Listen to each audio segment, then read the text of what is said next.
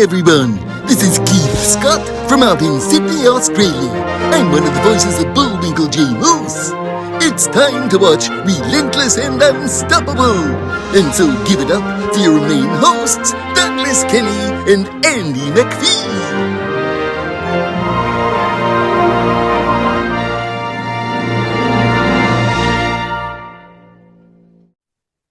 That's great to hear.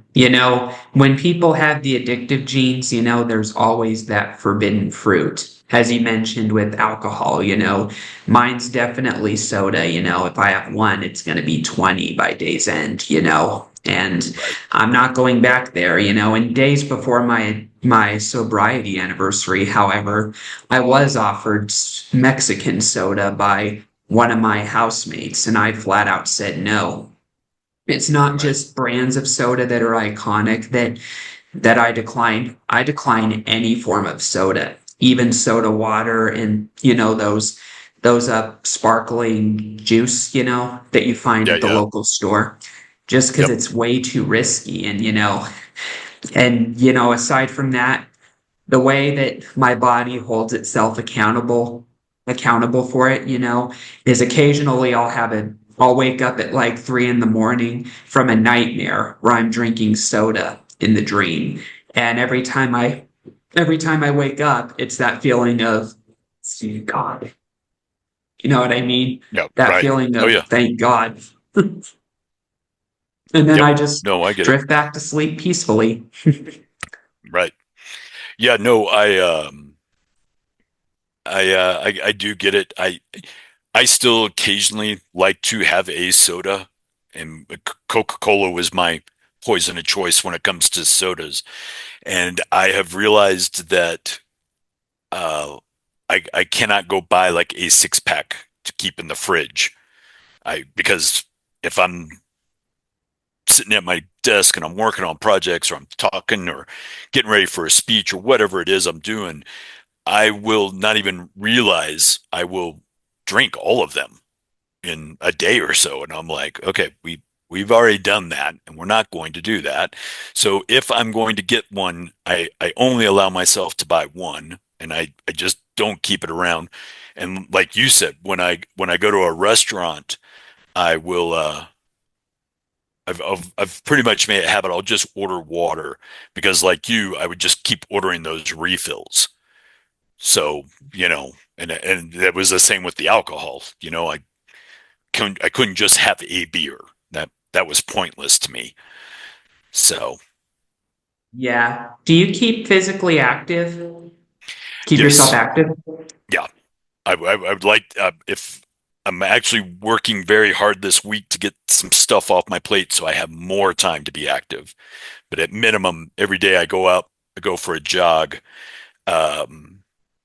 to help me with my PTSD, and just because I have one of those brains that never stops running, I've found like yoga, meditation, breath work, uh, calisthenics, whatever. I got to do something, at least to start every day, to kind of get my head in the right place. But it's also what I use to help keep my PTSD in check. What is living with PTSD like, and how'd you get it? For me, PTSD, the post-traumatic stress syndrome, um, even prior to losing my little brother, as a first responder, we see a lot of things. And unfortunately, we have to deal with accidents where somebody's died.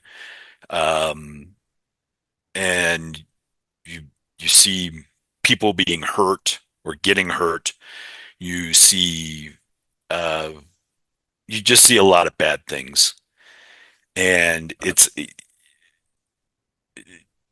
not something that you can just clear out of your head and say, okay, I saw that, it's done.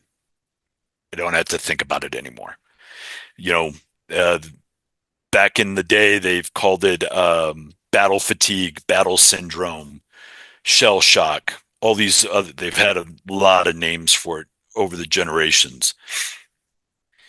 For me, it was, even when I was still drinking and dealing with these things that you you see as a first responder,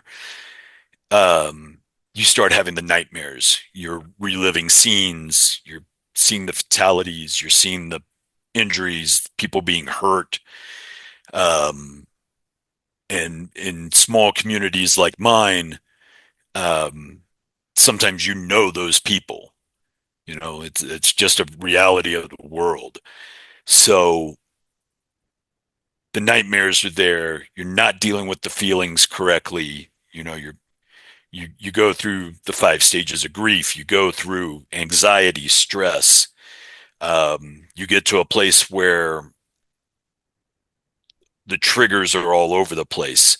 It could be you go camping and the smell of a campfire reminds you of about a house fire, or you know, it can be just an array of things.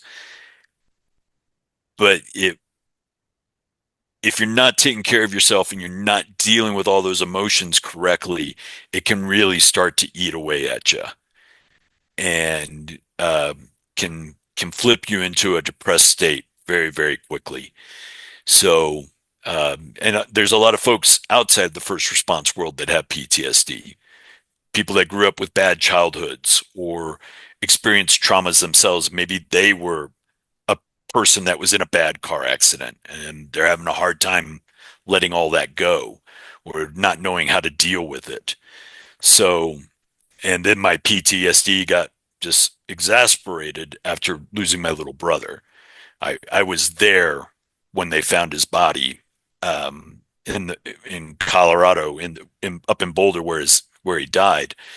So, you know, it just takes a really hefty toll on you. And it's taken me a long time to learn how to deal with it, but I still have to deal with it on a fairly regular basis. I don't know that PTSD ever just truly goes away. Yeah, I know exactly what you mean. What are some positive memories you have with your family and brother since that whole saga with the addiction ended? Gee, that's all we have for Relentless and Unstoppable. So tune into the next episode to hear more amazing stories from amazing guests. This is Keith Scott from Sydney, Australia saying so long, and I'm smarter than the average bear. Gee.